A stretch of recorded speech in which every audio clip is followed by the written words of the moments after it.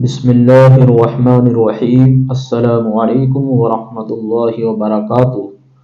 الحمدللہ، آج ہم اردو زبان کی چوتھی کتاب کا 17واں سبق پڑھتے ہیں۔ قوت کہربائی یا برق یا بجلی۔ مکتبوں میں بعض لڑکے یہ کھیل کھیلا کرتے ہیں کہ کبوتر یا کسی جانور کا تازہ پر لے کر اس کو تختی یا سلیٹ پر رکھتے ہیں۔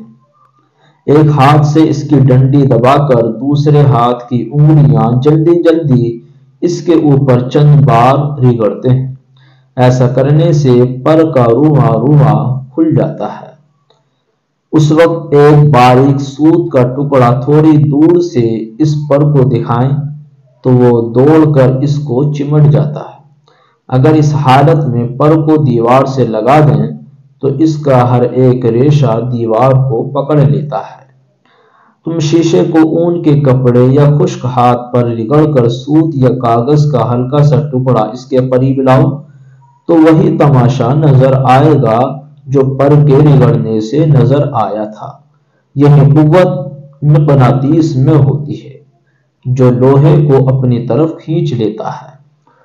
تم یہ تماشا دیکھ کر غالباً تعجب کرو گے کہ یہ کیسا طلسم اور کیسا شعبدہ ہے۔ حقیقت میں نہ تو یہ طلسم ہے اور نہ شعبدہ، بلکہ ایک قدرتی خاصہ ہے جس سے تم ناواقف ہو۔ اسی کو قوت کہربائی یا برق یا بجلی کہتے ہیں۔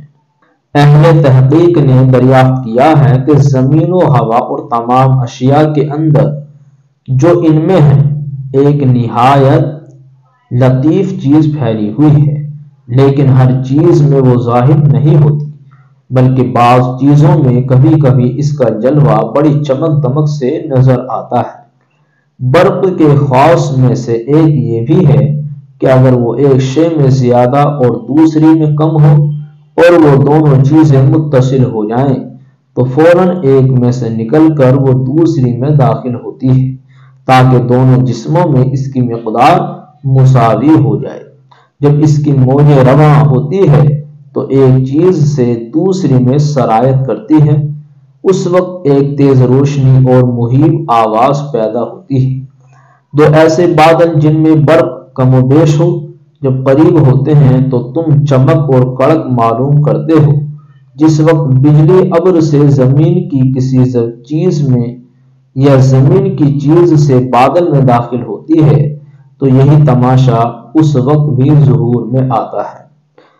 اس قوت کی خاصیتیں زیادہ تر اسی صدی میں دریافت ہوئی ہیں اور ان کے معلوم ہو جانے سے چند ایسی مفید اختراعات ہوئی ہیں جو انسان کے لیے بغایت کارآمد ہیں۔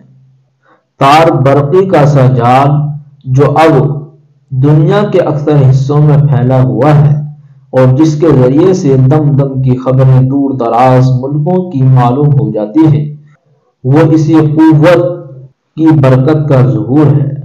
ایک اور آلہ ایجاد ہوا ہے جس کی وساطت سے سینکڑوں کوس تک آواز پہنچ جاتی ہے اور باہم بات چیت ہو سکتی ہے۔ ایک اور آلہ ہے جس کے وسیلے سے آدمی کے الفاظ بجنس ہی محفوظ رہتے ہیں۔ جب چاہو اس میں سے وہی بات سن لو جو برسوں پہلے کہی گئی تھی۔ بعض بیماریوں کے معالجے میں بھی قوت برقی سے کام لیا جاتا ہے۔ غرض قدرتی خزانے انہیں معمولی چیزوں میں دبے پڑے ہیں۔ جس قدر انسان ان سے وقوف و شعور حاصل کرتا ہے اسی قدر فیض و فائدہ اٹھاتا ہے۔ الحمدللہ، آج کا ہمارا یہ سبق مکمل ہوا۔